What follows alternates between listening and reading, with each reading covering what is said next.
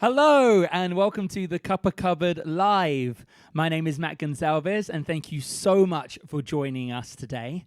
Just a little bit of housekeeping before we get to our guest. You guys have already found the live chat down there and I've already put in your comments in. Please do comment. Please do let us know what you guys think of the show at home. And if you have any questions, then do send them in and we'll pass them on to our guest. I also want to introduce you guys to our Donate Here QR code, which is appearing just below.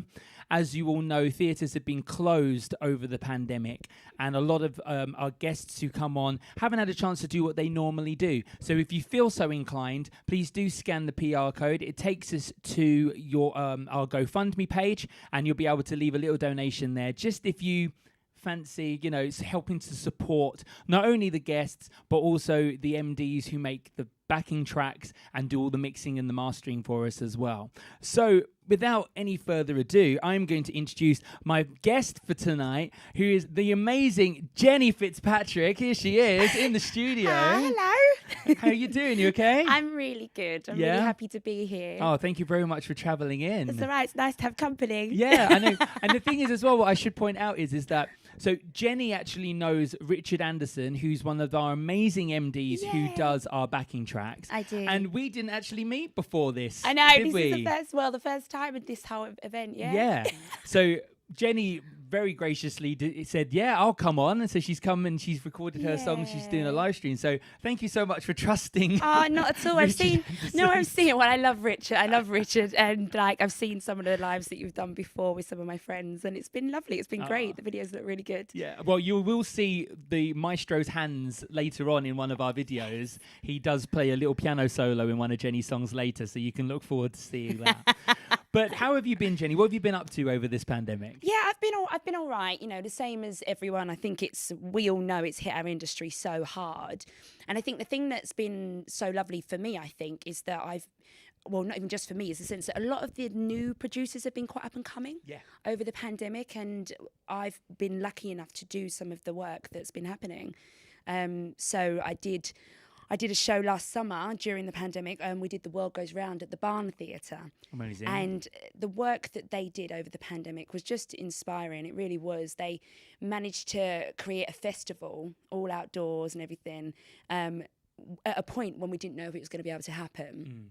And it really was lovely to be a part of it, and The World Goes Round is a review show, Candor and Ebb. And so literally I got to go spend some time with some really, really lovely people and sing a bunch of songs that I absolutely love and would never normally be cast for. Yeah. A bit of Maybe This Time and, Oh, those ones great. Yeah, The World Goes Round, Cabaret, it's all of the classics. Yeah. And how did it feel being on stage during the pandemic, knowing that so many venues had been closed and so many other performers weren't getting the opportunity? Did it feel quite special? Yeah, it did. It felt, incredibly grateful to have them opportunities. And as well, not just for the performers, but for people getting that escapism, and it was so spaced out and it was so well done. So you felt safe completely. The audiences felt safe.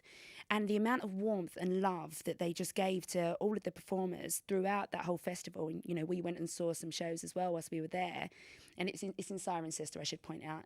It really was a lovely experience. Very nerve-wracking because you hadn't done it for so long. But it was... there was 5 of us on stage, 5 performers, and a social distance performance. But it was very sort of scaled down, but lovely. Just really sort of piano and vocals, and just a really lovely performance. A lovely sort of few weeks.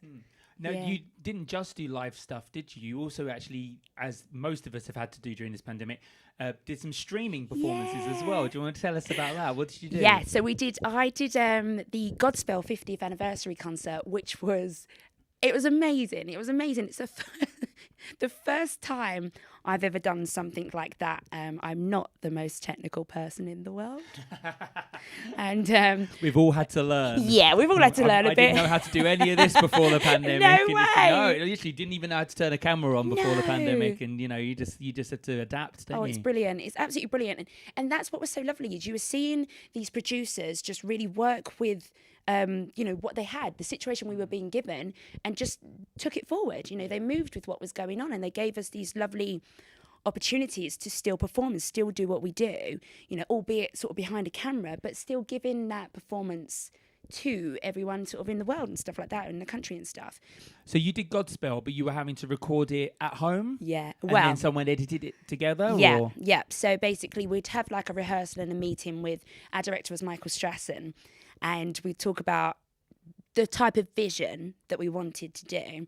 And then, of course, me being me, got a bit overexcited and was like... I love that having only met you twice, I know exactly what that means. Already, yeah. I got overexcited and I was like, yeah, well, let's do it in a field, and then, you know, we can like have trees in the background and it'll be great. And then I realised, then Michael Strassen was like, you know, you're filming this, right? And I was like, it's fine, it's You're fine. like, where's my camera crew? It's fine, I've got where's a camera my crew. sound man? I've got a camera crew, I've got the family. They can do it. So I got my brother involved. It was like, right, my brother, who's not in the arts at all, he's a lawyer. And he was like, okay, great, I'll help you, it's fine. We found a really nice location where he lives in Berkhamsted. And then within 5 minutes, we're already bickering about everything, about the camera angle being too high, that it ended up me doing it on my selfie stick, just sort of chasing myself around. But because my nieces were there, and my nieces obviously just love sort of running about and stuff, my video is actually me kind of running away from my nieces to try and keep them out of the picture to get this video. That's brilliant. Yeah, but it was a really nice experience, and how they edited it together, and it was fantastic. It really was. And it was, I think, correct me if I'm wrong, but it was one of the first sort of live stream full shows that sort of happened during the pandemic, which was brilliant. And that was Ginger Quiff Productions that did that. And it just, I really thought it was fantastic what they did. There were so many more that happened after that, which was, all of them were just fantastic. And I mean, I think it is worth noting that the pandemic has been so great in the sense that it's helped small producers get a slice of the pie, because so often the big producers kind of push them out because they can dominate the space. So when the big producers weren't able to use their theatres and that's the only kind of business model they know, suddenly these smaller producers were like, well, I know I can do that. I can do this. You know, theatre's off the table now. So how can we make it work? So I just want a big commendation to Lambert Jackson Productions, to Shanae Holmes, P.S. to Cotty Jones. Yes, exactly, to Tanisha Spring and like all these other people who have over this time just come out of nowhere and kept this industry going. So guys, a salute to you. Honestly, you have our respect. Yeah, no, really do. Yeah, for stepping out and being brave and putting your money where your mouth is, and actually kind of, you know, providing jobs for people during this time. It's really quite something. No, really have. And it's and actually what's happened recently there was an intermissions gig. Yeah, so you did that in town, didn't you? Yeah, and we did that literally a couple of weeks ago, and it's Alice Fern's baby, and her, Nick Barstow, Kurt Jameson, you know, and it's fantastic. They did these live stream gigs. Alice basically built like a stage in her garden. Yes, I saw the photos on Facebook. So good, and then invited guests and produced this whole brilliant production that they did, and then the intermissions that we did a couple of weeks ago was kind of like a celebration of all of the productions and producers that have managed to get their work off the ground during the pandemic. And there were all these amazing one-off performances at this intermissions gig, and they're going to be streaming it. And there is, I know I should plug the song that I did, obviously, which was go for it. Good. But we did a track from Godspell again. But there's a really beautiful arrangement by Nick Barstow, which was of the last 5 years. And it's basically 3 of the girls that played the lead role in that. And he's done a lovely trio of them. And it's really something to look out for. Amazing. But it's that lovely, it's a celebration. And it felt like that in the performance, just... Everybody had the nerves and nervous energy. The audience were just happy to be there. It was a really lovely experience. Yeah, I think everyone's just so happy to be involved again. That any opportunity that you have to perform, it's just always been electric, isn't it? The crowd have just been so up for it because everyone's just been so hungry. Yeah. Just missing it, and I think it really does highlight how important the arts are for bringing people together. Yeah. And as human beings and being social beings and creative beings, like needing that outlet. Yeah. But I have got a comment I'm going to have to flag up. Oh, no. We've got this one here. Here you go. Stephen Fitzpatrick. She had the I best knew it. song. Didn't I say to you before? I You was did. like, I bet my brother's going to have something to say during this. We're going to have sibling rivalries Yeah, through the live chat tonight. I look forward to it. Keep it coming, Stephen. I mean, to be fair, he's the reason I do musical theatre. Oh, really? Yeah, we were obsessed when we were kids. Brilliant. So I kind of He got became a lawyer and... And the same thing, aren't they? Both act. Oh, I suppose. They both have their audiences. No, you're right. You're very right. Very true. Well, on that note, I think we should probably get our first song on. So would you like to Yay. introduce your first song and why you picked it? Yeah, so I'm going to be doing Pearl's a Singer from Smoky Joe's Cafe, which, again, quite fittingly, when we were kids, my parents used to take us to see musicals like all the time, birthdays and Christmases every year. And Smoky Joe's Cafe was one that we used to see all the time, probably saw about 3 or 4 times. Pearl's a Singer is my parents, my mum and dad. It's one of their favourite songs. So I just thought they'd really love it. So this is dedicated to them. Yeah.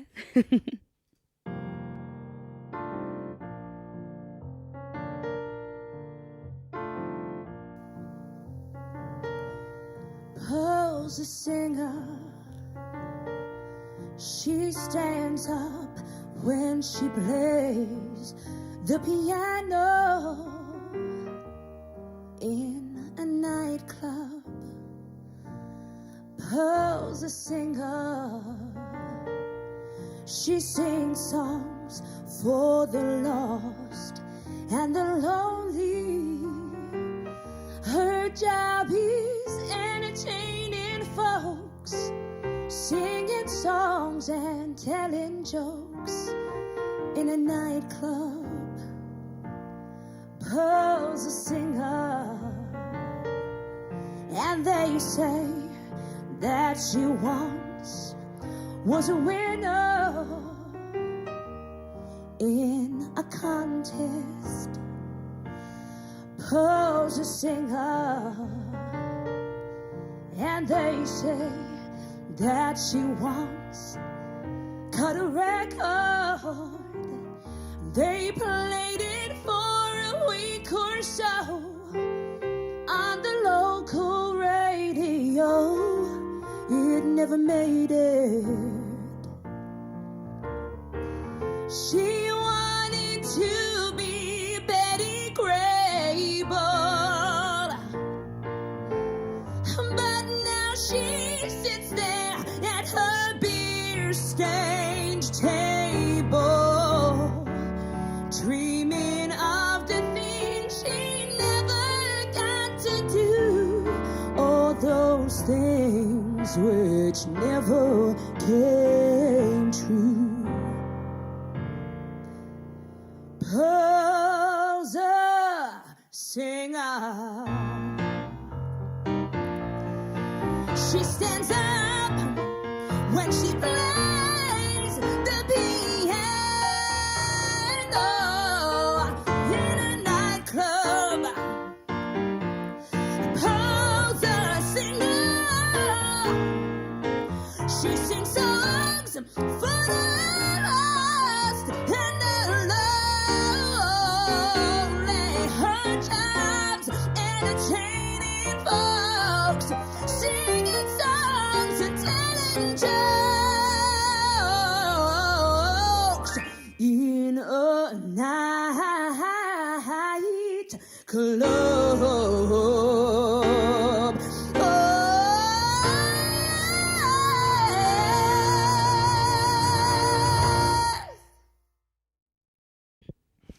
I've just realised I've been completely rubbish and not got all my sound effects ready because everybody gets one of these.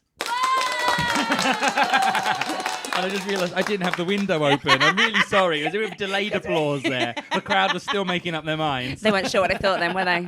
Awkward.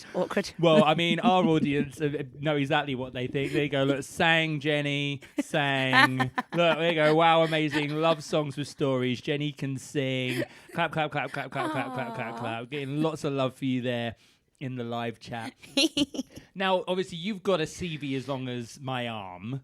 Well, we're going to just pick out a few shows that you've done and talk about those. Now, what was your very first musical that you ended up being cast in? My first West End musical was Little Shop of Horrors, which was, it started off at the Menier Chocolate Factory, and then we moved on to the Duke of York's, and it was just... Still to date, one of my favourite shows I've ever done. I made some of my closest friends that are still my close friends tonight. Today. Not sure why I said that. Just tonight. Tomorrow I'll have new friends. Sorry, guys. Do you know what I thought then in that moment? Because one of my best mates who I did Little Shop of Horrors with, a guy called Alan Berry, is the MD on Hairspray, which is opening tonight. Oh, and that's genuinely what went into my head then. I was like, Hairspray, which is open tonight. Well, Break a Leg, guys. I know a few people in that cast. Laurie Fox, Break a Leg. Jordan Benjamin, Break a Leg. Honestly, it's going to be amazing. So many. Really looking forward to seeing that later on in the year. Yeah, I can't wait. But so Little Shop of Horrors was lovely. It was one of them shows where it was a small cast and a small company. Many a Chocolate Factory is a small venue as well. So you all live in each other's pockets. But that is beautiful for getting that camaraderie together. And Little Shop is just, it's written by Alan Menken, all the music, and it's a beautiful story. I mean, I've got a little photo here. While I put that up, do you want to just give a little synopsis? Because, I mean, you're very convinced that this is a very, very famous musical. Yeah. Because it was a film as well. But I've never seen it. Oh, my and all gosh. I know about it is that there's just this big, weird kind of flycatcher singing plant in it. So I'm going to put this picture up and just give us a little synopsis of kind of what happens in this show. I mean, that's all you really need to know is about them. No, it's set in a place called Skid Row, and you've got this a guy called Seymour who works in a flower shop, and it's basically not doing very well. And then they find this unique plant. And then that starts bringing in some business. And then Seymour discovers that the plant is fed with... It's a dark comedy. Okay, let me just put this up. We lead with that. Yeah, I should lead with this. A dark comedy. But it turns out, and it grows to be this man-eating plant. And it's everything that goes with that story. It's a dark comedy. And we were lucky enough to have Paul Keating and Sheridan Smith leading our show. People like Mike McShane. You had myself... Katie Kermlitz and Nicola. You had all these really lovely performers, and the music is so much fun and rocky and soulful, and it was to date one of my favourite jobs. Really, I mean, and Menier is a great venue as well. We've spoken about the Menier before with you, because a lot of people have done things at fringe venues, which, funny enough, even though they are so tiny, have such a massive impact on the arts, because they're just known for creating amazing content. Yeah, and I prefer it, if I'm honest. The jobs that I've loved the most have been the more intimate gigs, because you do have a slightly different relationship with the audience, because you can see them. They can see how sort of hard you're working and stuff like that, and you can see the reactions and hear them properly. And when we worked at the Menier, it was a long time ago. I think it was 15 years ago this October. I think. Show my age. But it was back when it was relatively new and up and coming, which was brilliant. And we had the amazing Matthew White directing, and it just was it was a really amazing job. And that there's productions of it all the time. I'm going to need to see it. I do need to see it. I mean, if there's a film, I need to dig the film out first, just to dip my toes in, and then next time it comes out. I may have to quickly say, the plant was the best thing about our show, though, because we had these amazing puppeteers, and we had Andy Heath and Brian Herring, who made the plant. I think either Andy made it or the company made it, and it was just the first time I saw them working with this. It was outstanding, just like mind-blowing how much they just brought this to life. Even when it starts off small, it gets bigger and bigger and bigger and bigger. Okay. But it just was absolutely mind-blowing to watch puppeteers at work like that. Yeah, I'm getting some stick in the comments here saying, I blame your parents for not educating you on this musical. It was a staple in the Yusuf house. Andy and Lorraine, what happened? Yeah, Mum and Dad, what happened? I'm just going to pass the blame on to them. Little Shop of Horrors accepting the blame for that. See, that's what I always do. It's always, it's always the parents' fault. Now, after that, you actually went on to do a really, really cool show, which got written, again, from a film, but it wasn't originally a musical. And the reason why I love this show is because of the illusions and the other things that happen in it. Now, so you were part of the original company of Ghost the Musical, weren't you? Which opened in Manchester and then transferred to the West End. Yeah, that's it. And obviously there's some very iconic scenes in the film. Yeah. From the clay part also to the things that he does as a ghost. Magic. Yeah, and so you guys had some of those illusions in the show, didn't you? Which ones did they manage to kind of put in? So, we had some great illusions, some that were in the film that you kind of know, and then some added ones as well. So obviously, Richard Fleischman, who played Sam, he learned properly how to walk through a door. That's not a magic trick. I'm sorry. I don't know why I went there. Vision. I don't know why I did it. No, but it's some brilliant. So the walking through the door, that illusion happened. The Coke can happened. There's parts on. Do you want to explain what happened with the Coke can? Just because didn't he try and grab it and his hand goes through it or something? Doesn't it? Yeah. Exactly that. So it's literally magic circle. How much can you say? Yeah, but what you see. So literally, my family is still annoyed that I still won't tell them how any of the illusions are done. Whenever they ask, I'm just like, magic. It's just magic. But the thing that most people remember that saw the stage show is actually that we have an amazing subway scene where basically everyone on the subway is just minding their own business, and Sam meets the subway ghost. And whilst they have this fight, every sort of blow that they have, the rest of the carriage kind of as if they're sort of flying, as if they're sort of suspended in the air. And the way they managed to do that was just absolutely outstanding. You know. You've got how many? 7 members of the cast. Yeah. And they're all floating.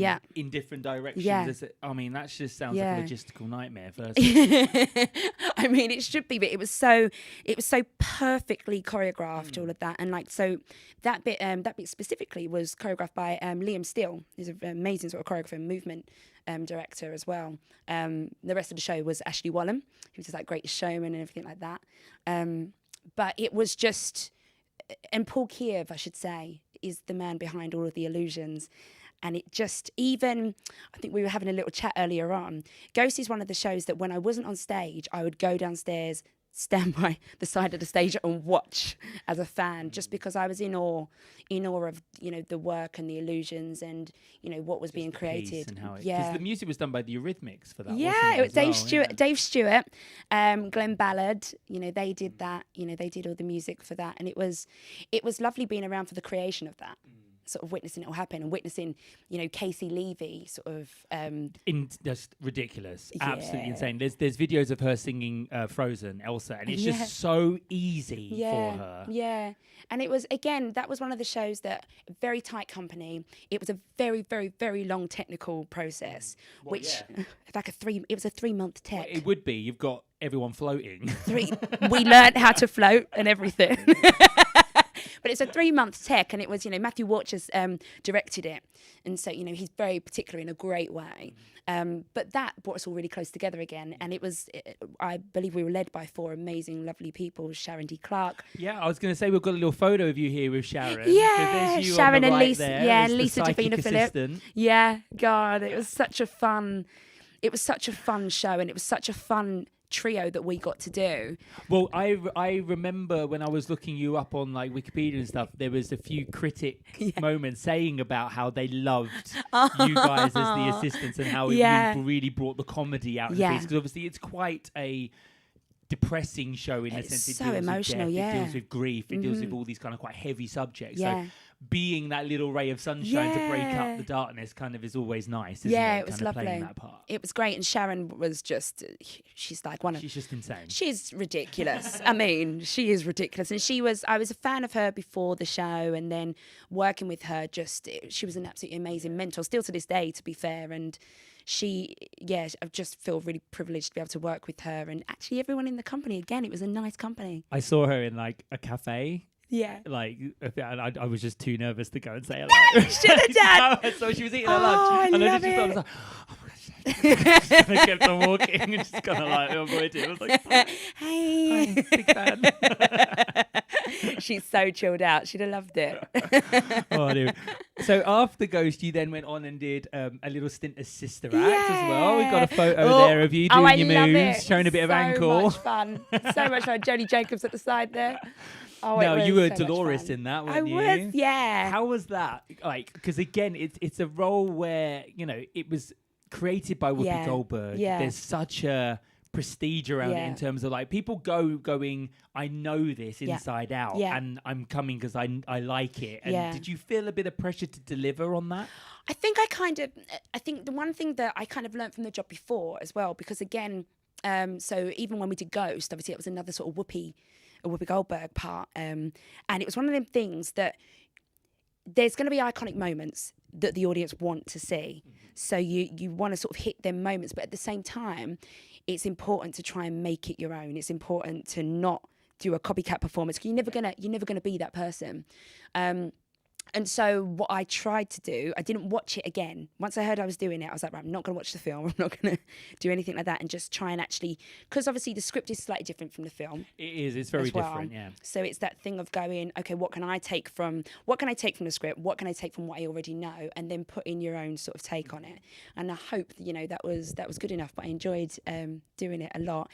And I got to work with some great comic actors as well. So Laurie Haley Fox was in it with me as well. Oh, And so brilliant. the stuff that I got to do with her. Yeah, it was brilliant. Great show. Oh, well, I'm sure she's doing amazingly right now, probably on the stage at Hairspray. Yay! Now, one show that you've done, which I actually saw twice, Yeah. because I really, really enjoyed it. It's such a spectacle. It was actually this production of it wasn't, but the one before it was the very first musical I ever went and saw.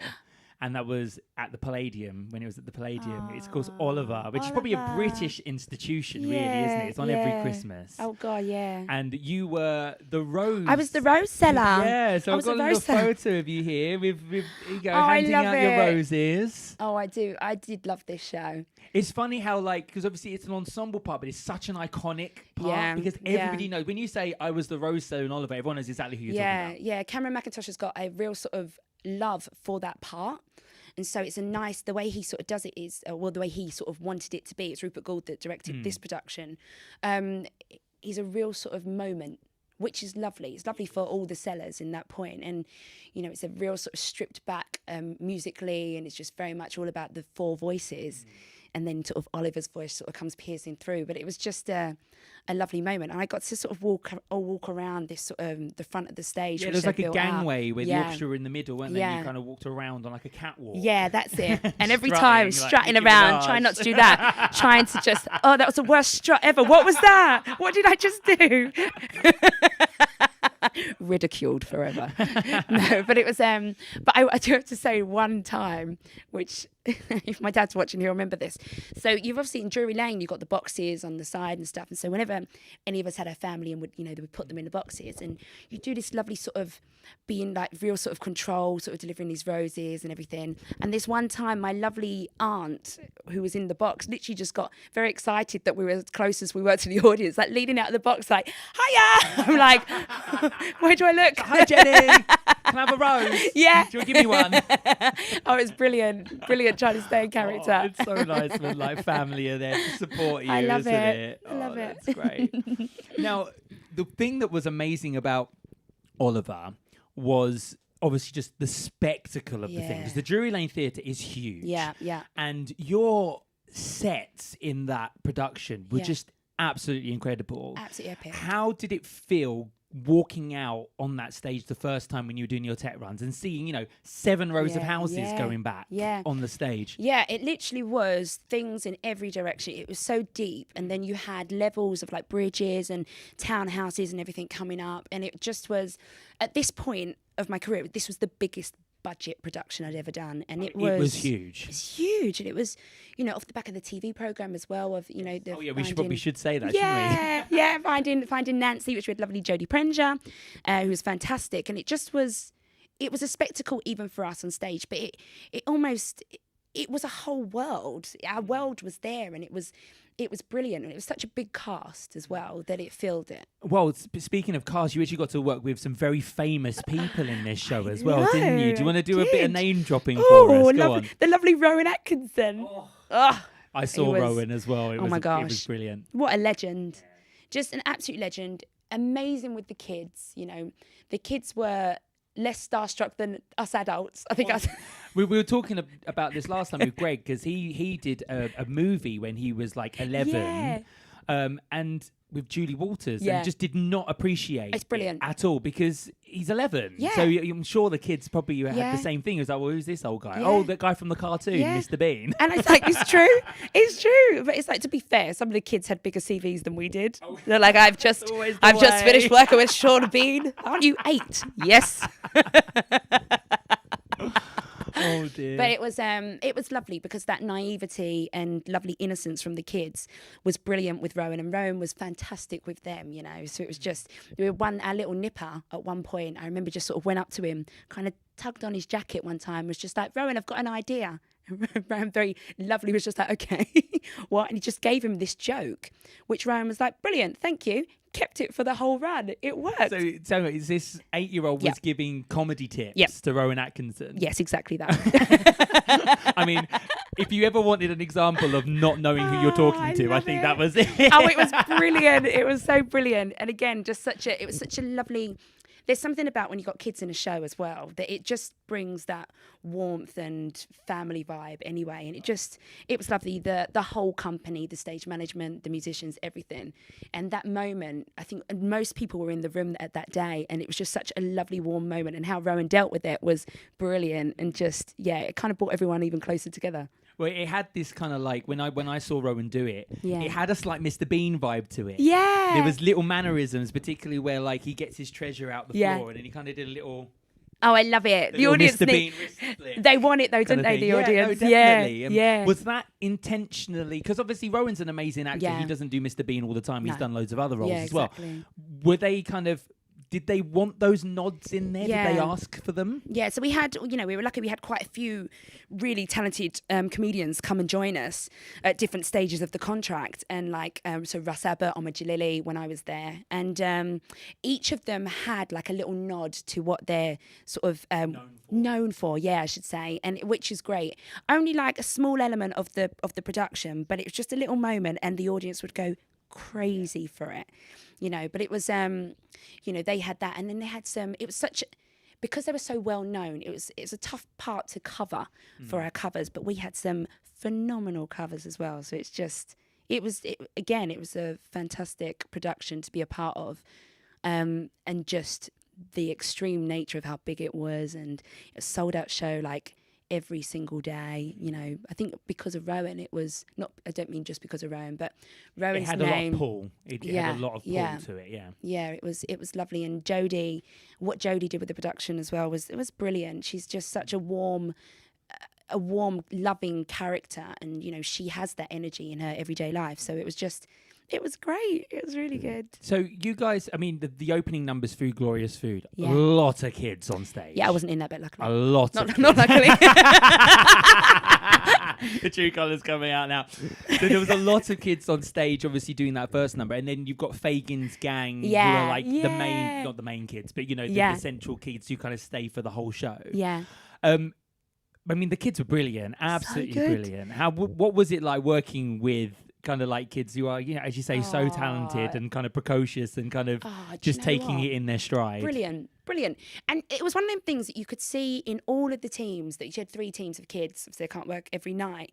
And you could see then sort of the potential in how good actors they were there and then. And so many of them now are working in the West End. You've got people like Robert Madge and Jack Malin and, Idris. And it's like they're all doing so well, like now in everyday life. Which do you see them? Do you do that auntie thing where you're like, I remember when you were down here? Oh yeah, no, I did that. I did that annoying thing. I did an annoying tweet the other day. But Idris did like this absolutely amazing performance the other day at one of the concerts, and I was like, oh, I always knew you were going to shine from when you were a kid. I was like, why did I say that? Why am I acting like your mum? Can't help yourself.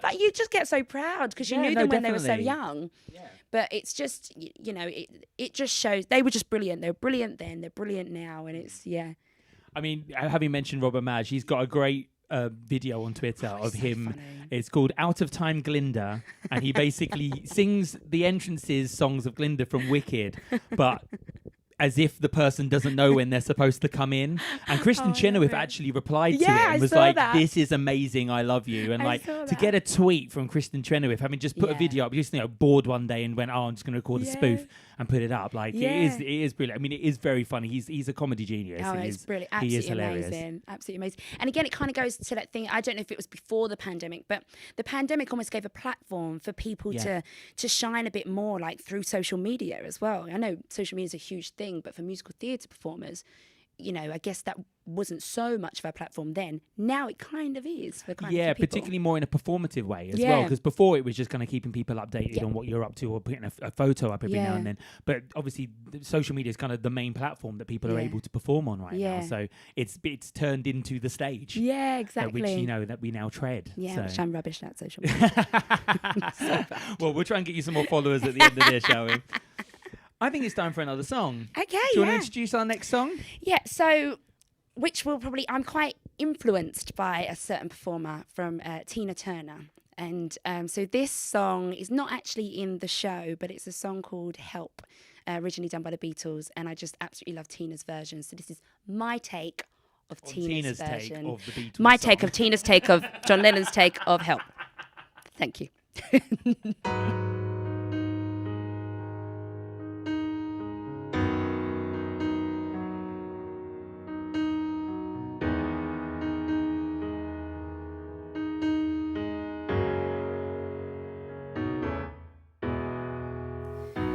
When I was younger, so much younger than today, I never needed anybody's help in any way. But now those days are gone, I'm not so self-assured. Now I find I changed my mind, I opened up the door. Help me if you can, I'm feeling down. And I do appreciate you being around. Help me get my feet back on the ground. Won't you please, please help me? And now my life has changed in oh so many ways. My independence seems to vanish in the haze. But every now and then,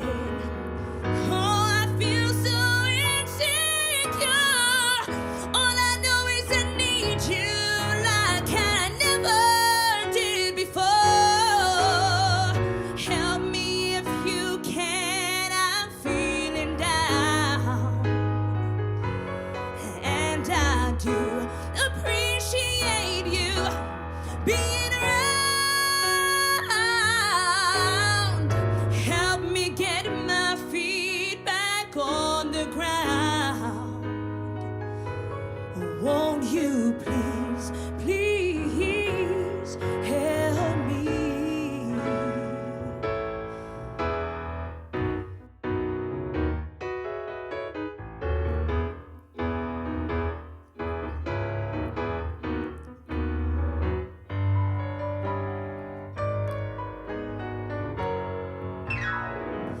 When I was younger, so much younger than today, I never needed anybody's help in any way. But now those days are gone. I'm not so self-assured. And now I find I changed my mind. I opened up the door. Help me if you can, I'm feeling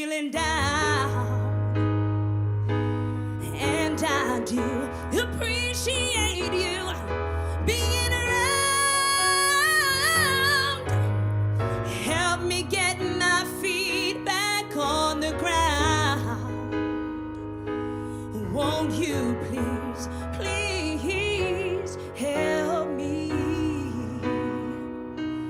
Won't you please, please help me?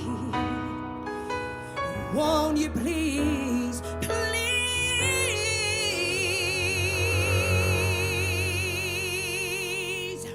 Won't you please help me?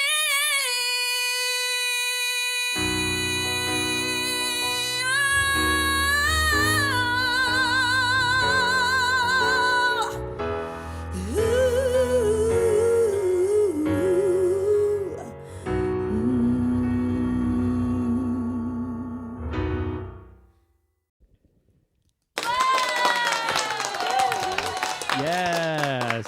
Again, a lot of love for you. There you go. We've got fire emojis everywhere. Fabulous version. It's a wow there from Dawn. Brilliant. There you go. Yay. As you deserve. As you Aw, deserve. It's good getting you back in that spotlight. I know, right? Now, you obviously mentioned just before about Tina the musical and that song not being in it, but you were in it. I was in it. Yes, I was in the original cast. Yeah. Yeah. And so, I mean, for those of you who don't know, Tina was not only an original West End cast, it was a world premiere because it wasn't a Broadway transfer. No. It was the very first time it had ever been put on. Yeah. And it's quite significant because obviously for an American artist to do a world premiere of their musical in London rather than on Broadway is quite significant. Yeah, isn't it? no, it is. I think it's a huge thing. It was absolutely amazing for London and for the West End, you know. And it's such a phenomenal show. It literally written by Katori Hall, the script, and worked on with Tina, you know. And it literally, with the moment I read the script, the first time I heard about the casting, got sent the script, I literally looked at the person I was with and just went, I need to get this part. Like, I need it. I don't want this part. I need this part. I need it. It needs to happen. Well, you did get it, and you were the alternate I was the in alternate, town, weren't you? Yeah, I was. So was that doing the role of Tina once a week, or it started off as twice a week, then went up 'Cause to it's 3 times a big- week. I mean, it's a big Yeah, gig, isn't it? It's a really big gig. It is, and absolutely, it's an insane sing. It's an insane vocal in the sense that it's, I think, if I remember rightly, it's 25 songs that you sing. You know, triggered. Leave your vocal cords at the stage Right? door I mean, and I pick didn't- them up yeah. when you leave. Yeah, I didn't have a life. I definitely didn't have a life for a year and a half. I was isolating from then. But it literally was like, it was an absolute pleasure to be a part of. Them 3 hours on stage were just outstanding, you know. And it finishes with like a concert, basically. So the story gets to the end, and then she goes on and she does her concert, and it's just electric. You have the audience, it's their moment, they can get up and sing along and have a dance, and you feel like a rock star.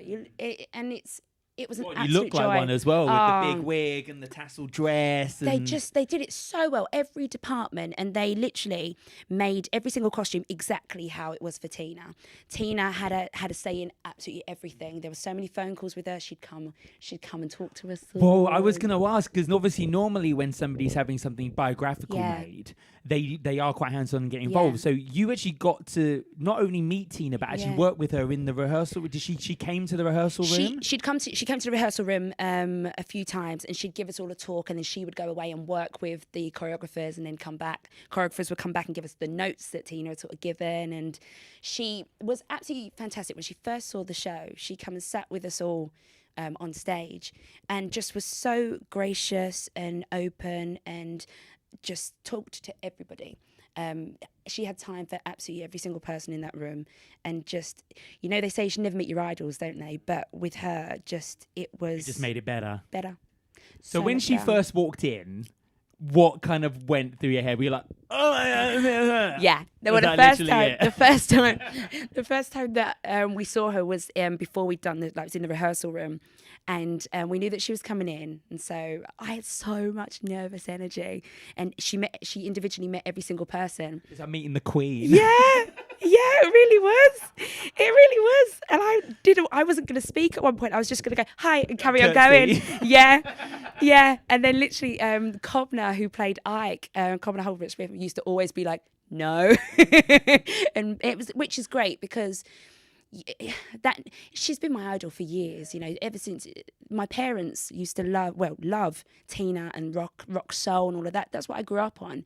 You know, my mum, now that I've studied Tina, I realised that my mum dances like Tina. And so in actual fact, whilst I was playing Tina, I was just playing my mum, really, you know. Just your mum at a wedding. Just mum at a wedding. Mum on a Saturday night, just everywhere. I mean, I've got a little photo here from Tina as well. There you are. Oh, So that's you as Tina on the left? Yeah, Tina. So it's Tina And when then she's what's younger. on the right? Is that you when you were doing did you have an ensemble part? You do? No. That's Tina. Oh, that's Tina. As Yeah, well. I literally only I played didn't Tina. recognise her with that hair. Yeah, so Tina on the left is like 80s Tina. Rockstar Tina. Rockstar Tina. Okay. Tina other way around, right. whichever way they're seeing it.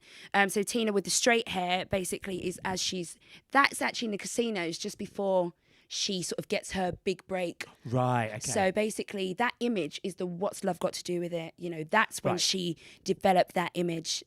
So yeah, but it's, and the story of Tina basically goes from, she could go from the age of like 15 to 40 throughout the musical. And so, wow, okay. yeah, but the reward kind of the show, it doesn't build to, it starts with that image, then we break it down, go back to the beginning, and then it sort of builds up to the Tina that the majority of people now sort of know and love. But it's interesting because she's got this absolutely incredible sort of catalogue of music from the Icon Tina days and, you know, onwards. It's just... but I mean, I kind of grew up with all of that anyway, so I kind of knew a lot of it as it was. It's kind of influenced how I sing. It's... Well, I was going to ask, because obviously she's got quite a raspy, kind of rocky, gravelly, kind of, it's quite guttural. It's kind of like kind of thing. How was that having to do? Because if it's like if your voice doesn't naturally make that sound, then obviously you have to make it. Yeah. Was that taxing on your voice at all, or did you find that difficult? Did the MD work with you to find that sound, or? I mean, yeah, it was difficult. Do you know what? It's one of the things. The one thing that I did like is, again, they were very much like, you know how Tina sings. You've got the inflections. You've got the things that she does that will make people go, oh yeah, that's Tina. But at the same time, bring you to it. So because if you bring too much, if you make it too much of a copy, again, like we were saying earlier, then it's too much of an imitation. So you need to just sort of, I kind of gave myself a break, I guess, by kind of going, your voice naturally kind of does a little bit of what Tina does anyway, just because of how she's influenced me over the years. Now I'm just going to be me and deliver her story. And so that's kind of what we did in the end. And I think that's what works. And, you know, you had Adrian playing it with myself, you had the covers as well. And it's one of the things that we are all going to give a completely different Tina. Yeah. And so if you all try and do an imitation, it's just not going to work. So it kind of loses a bit of authenticity, doesn't it? Because it's like you bringing yourself to the character is kind of what gives it that truth as well. Yeah, and I think it was so well choreographed it was a lot of her original choreography. It was so well written by Katori Hall that you had enough that the audience are with you from the beginning to know. And as well, because you don't become that iconic Tina image until the end. Yeah. That's when you kind of feel, that's when you want to do the quotes, you want to do the shoulders, you want to do the head flicks and stuff. But it's, what I liked about it is that it's the journey of creating that Tina character, which is the reward that you get at the end in the concert. Oh, amazing. So, yeah. Now, you've actually got some exciting news because you already know what you're going on to, don't you? I do. You've already got irons in the fire. I do do. You want to tell everybody at home what you're going to be up to? Yes, I'm actually going to be going on to do Rock of Ages. Yes. So, yes, I'm going to be playing Justice in Rock of Ages, which is going on tour all over the UK. And we start in Birmingham in the middle of August. And then, so it's weekly venues.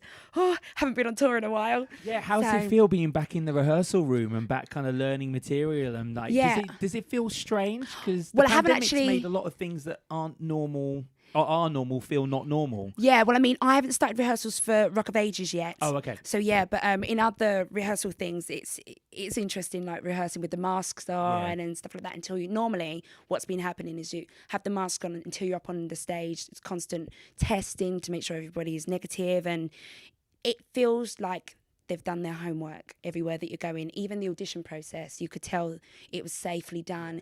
That's why it's so frustrating when we're not being allowed to open and stuff, because it's being done so well by I don't know about yourself, but for me, everywhere that I've been over this pandemic, any audition, any or show, even any theatre visit I've done, whenever I've gone and watched something during this, it's been great. So it's been so perfectly done. So hopefully they will realise that soon, and we'll all be able to open up and get back to what we're doing. But we start rehearsals for Rock of Ages in about 4 weeks. So I can't wait. A lot of the cast from last time, from before the pandemic, are coming back. Yeah, and there's about... You've got Kevin from Grimsby. Kevin Clifton, good old Kev's coming in. Well, he's in it again, I met Kevin during Dreamboats and Petticoats. Oh, he's amazing. He came because basically someone had won some TV show thing where they get to dance with him. Oh, brilliant. So they brought him and this lady to learn a routine, and they did it at the end of Act 1 of our Dreamboats and Petticoats thing. So we got to meet him then. He's a lovely guy. No, he's brilliant. You'll have great fun on tour with him. Yeah, he's good fun. I'm good friends with his sister, with Joanne. We did Thoroughly Modern Millie together. And she's one of my best mates, so I kind of know the family quite well. So Kev's a brilliant performer. You know, I saw him and Rhiannon. As well. Brilliant, absolutely fantastic in everything. His voice, his acting, his dancing, everything.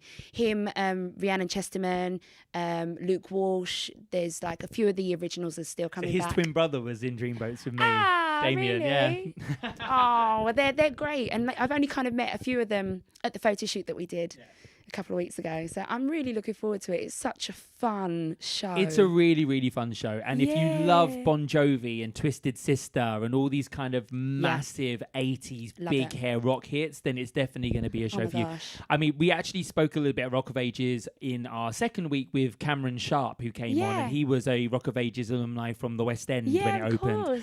And I mean, his voice is just insane. So if you love just crazy high rock singing, it's definitely going to be the show for you. So have a little look online, get your tickets for that. It will be coming all around the country, won't it? So there'll be ones near London if you're London based. And show some support. And buy tickets. And then you'll get to see Jenny, and you can see her at stage door and be like, I watched you on Cuppa Cupboard.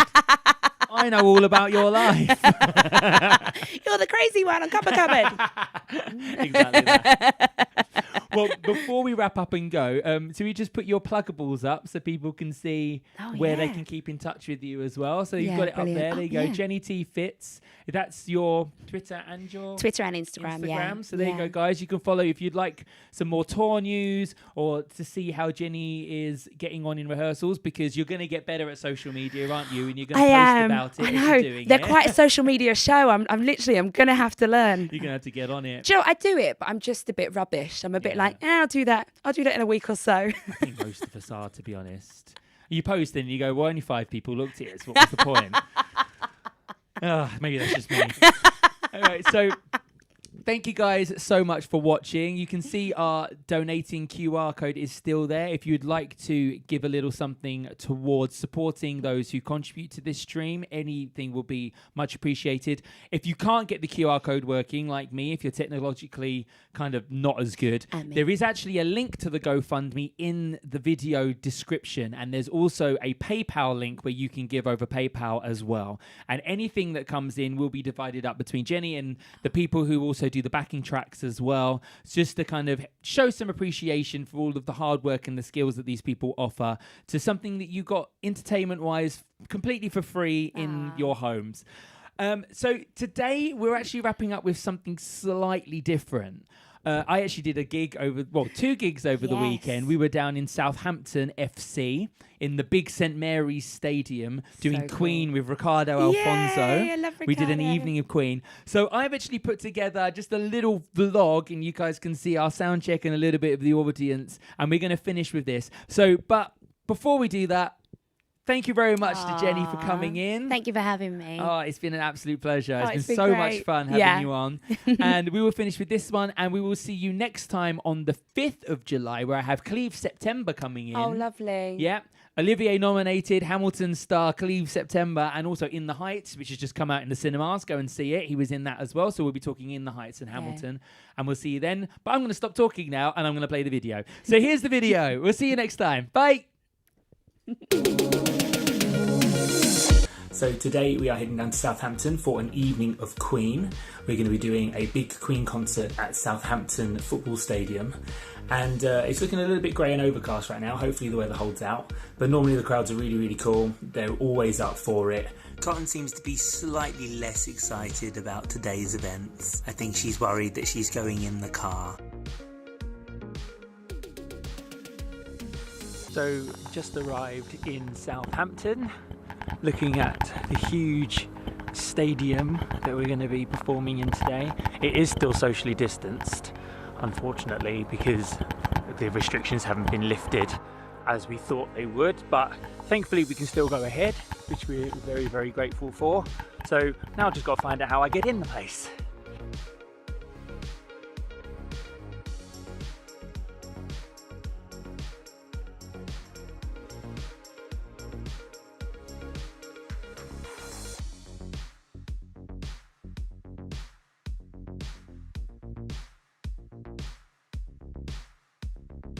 So we're in the stadium now. As you can see, the stage behind me, it looks tiny in this place, but that whole stand at the back there should all be filled tonight with our audience. So we don't get to perform to the whole stadium because obviously our stage isn't kind of in the round, so everyone will be able to see.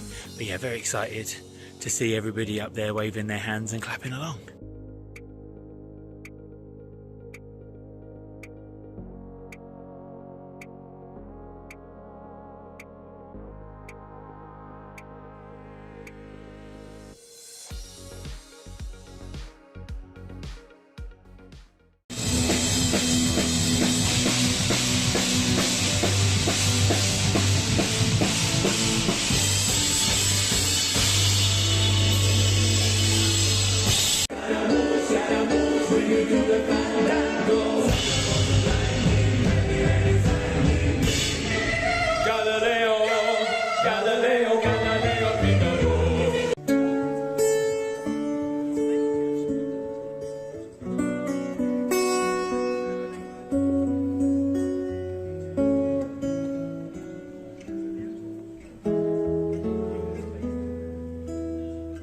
Love of my life, don't leave me. You've stolen my love and now desert me. This is a tricky situation. I've only got myself to blame. It's just a simple fact of life. It happens when you want.